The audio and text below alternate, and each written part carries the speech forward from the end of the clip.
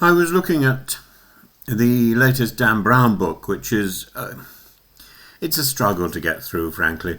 But one of the characters in it is a version of the golem, which is a Jewish myth, and it struck me there's another much more modern Jewish myth, which is Superman. So to set the scene, Cleveland in the early 1930s, two teenagers, Jerry Siegel and Joe Shuster, the children of Jewish immigrants, 12 blocks apart. They traded pulp magazines, they swapped sketches, they scraped together postage to push ideas, to post ideas, to hawk ideas to a suspicious industry that might have hired them. And out of the brown wrapping paper and the rejection slips, they fashioned a myth that is at once modern and ancient, a child launched from a doomed world, adopted in the Midwest, raised to help the weak, and disguised by the safest mask an outsider can wear, ordinariness, or actually looking like Harold Lloyd. The decade mattered. America was in depression. Father Charles Cullen's broadcast curdled the air. Fritz Kuhn marched the German-American Bund through US streets. Quotas kept Jews out of colleges, jobs and neighborhoods. In that climate, Siegel and Shuster sold 13 pages to Detective Comics for $130, and in June 1938, Action Comics #1 introduced Superman to the world. He arrives as a champion of the oppressed, not yet the polite custodian of order, but a rowdy reformer who terrifies wife-beaters, crooked mine owners, slum landlords, and crooked politicians. Early Superman is a street radical with a cape. Crucially, he's also an immigrant. The rocket from Krypton echoes the Ark of Moses, the baby in a vessel pushed from annihilation, rescued by outsiders, raised with a new name, Kal-El or Jor-El, carry the suffix of God, El, God, that saturates Hebrew names from Samuel to Gabriel. The Kent farmhouse is Ellis Island with wheat fields.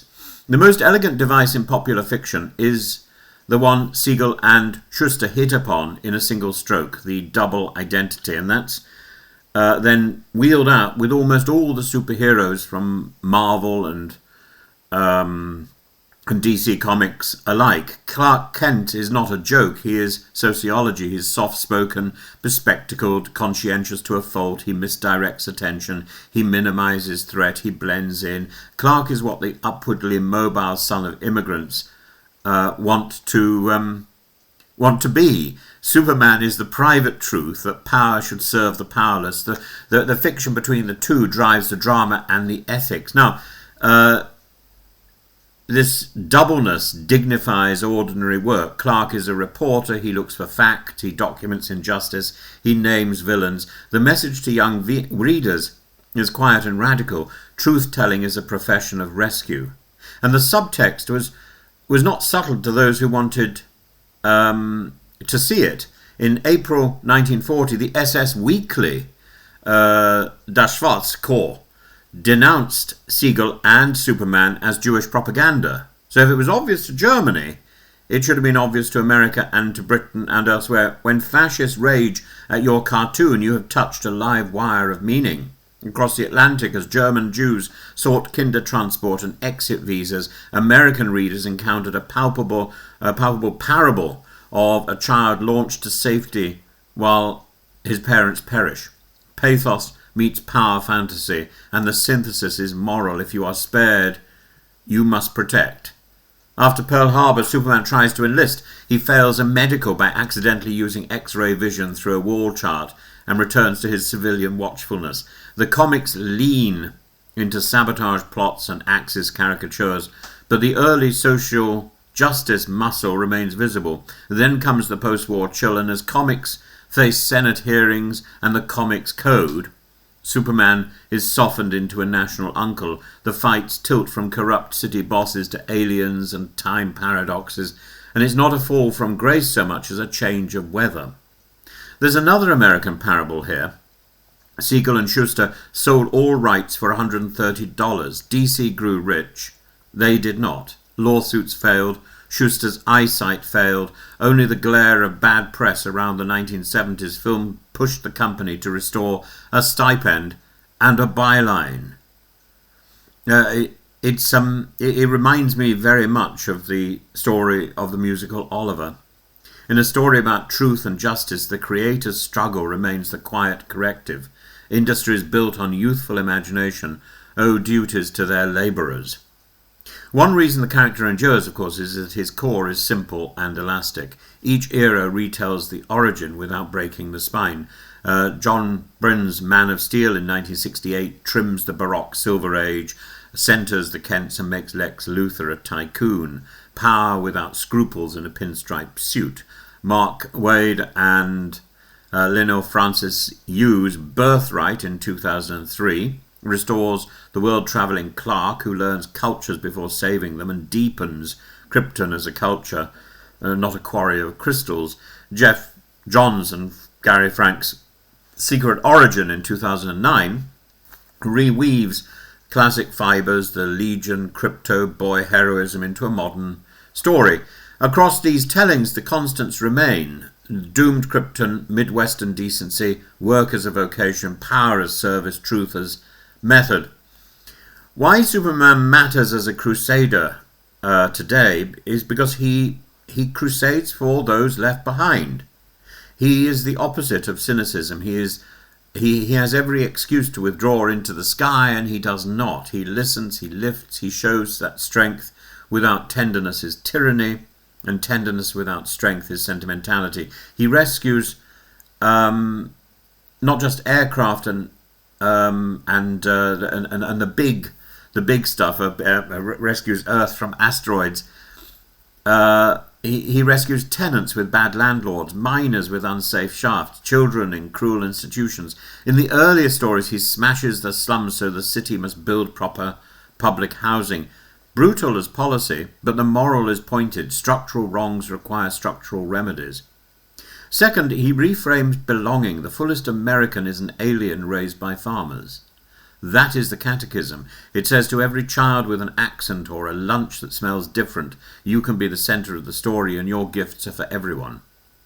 Third, he sanctifies ordinary goodness. Jonathan and Martha Kent are the patron saints of decent parenting. No mystic order bestows the mission. Two working people do by teaching a boy to tell the truth, help first, keep arrogance at bay. And in a culture that worships provenance or celebrity, this is quietly subversive. Fourth, he models accountability. The glasses are not a trick so much as a promise. I will restrain myself. I will not use powers to dominate your ordinary days. When he fails, the stories make him ask forgiveness. That's not weakness. That is steel. And the complaint, the complaint that is made of Superman is that the perennial sneer is that he's too good, too boring, and it misunderstands both drama and ethics. Goodness is not the absence of conflict, it's a conflict accepted and redeemed. The most charged panels in Superman are not punches, they are decisions. When not to heat vision a gunman, when to catch the falling villain as well as the victim, when to tell Lois the truth. The cape is theatre, the conscience is the literature. And from 1938 to now, well, the names changed. The exploited worker of 1938, the refugee in 1939, the GI in 1942, the whistleblower in the newsroom, every decade since. But the vocation is constant, to be a voice for those without microphones and a shield for those without shields. And if you want a single panel that carries the whole philosophy, it's the one where Superman hovers over Metropolis, hears 1,000 emergencies and chooses first the cry least likely to be heard. Superman begins as a Jewish immigrant parable, borrows an exodus, finds a farm, learns a creed, takes a job, and turns power toward the least of these. He's not a philosopher king, he's the neighbour who can fly, and that is why he lasts. His origin is not merely a preface, but a charter. Planet explodes, a family acts, a boy arrives, a couple loves, man grows, a city needs. Each verb is about community and reciprocity. The cape is spectacular, the ethic is simple, strength is for service, truth is for justice, belonging is for all. In an anxious age that often admires hardness and confuses cruelty with seriousness, not least in the Netanyahu Knesset, the first superhero still argues for a different imagination of strength. Two boys in Cleveland wanted a champion for the ignored. They gave us an immigrant in spectacles who listens before he lifts.